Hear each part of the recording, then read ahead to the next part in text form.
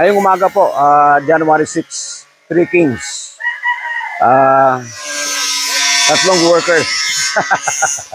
3 Kings. Gumagawa sila ng improvised na pugad ng manok. Gamit yung empty plastic containers. Nabili namin to 100 pesos. And ito kasi ginamit ko na dati.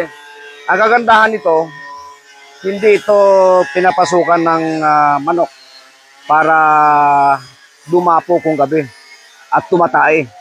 So, ito na yung labas niyan. Ito yung pasukan ng manok. Ito yung hangin. And then, meron siyang aeration sa ilalim para magkaroon ng aeration yung ating manok. And ito, hapang-hapang buhay na. Bili ko nito 100 pesos lang. And this is going to last for a lifetime. Walang kasiraan to. So, napaka-practical. Pwede nyo gawin to.